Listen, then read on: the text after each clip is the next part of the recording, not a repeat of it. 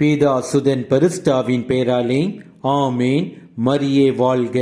இன்றைய வார்த்தை, என் இல்லம் மக்களினங்கள் அனைத்திற்கும் உரிய இறைவேண்டலின் வீடு என அழைக்கப்படும் என்று மறைநூலில் எழுதியுள்ளது என்று அவர்களுக்கு கற்பித்தார். ஆனால் நீங்கள் இதை கல்வர் குகையாக்கிவிட்டீர்கள் என்றார்.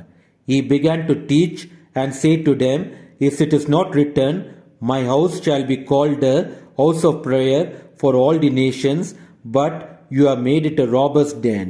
மார்க்கு நற்செய்தி அதிகாரம் 11 வசனம் 17. நம்முடைய இதயம் நம் கடவுள் இயேசு கிறிஸ்துவிற்காக எவ்வாறு இருக்கின்றது என்று சிந்தித்து பாருங்கள்.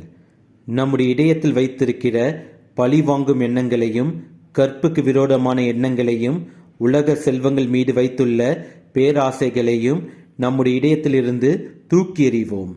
நம் கடவுள் இயேசு கிறிஸ்துவிற்காக நம்முடைய உள்ளத்தை, அதாவது நம்முடைய இதயத்தை தூய்மையாக வைத்திருப்போம்.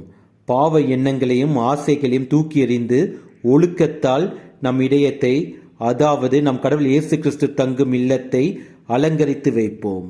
இயேசுவுக்கே புகழ். மரியே வாழ்க. ஆமேன்.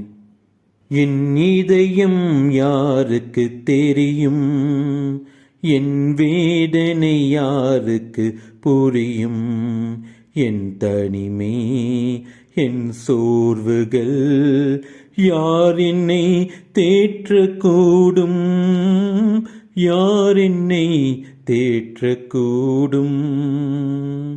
நெஞ்சின் நோகங்கள் அதை மிஞ்சும் பாரங்கள்,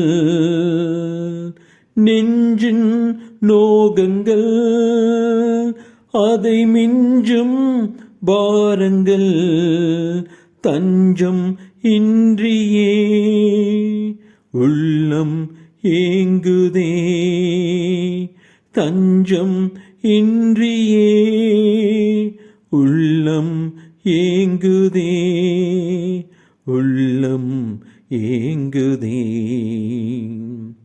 என் இதயம் இயேசுவுக்கு தெரியும், என் வேதனை இயேசுவுக்கு புரியும், என் தனிமை என் சோர்வுகள் என் இயேசு தேற்றுவார், என் இயேசு தேற்றுவார்.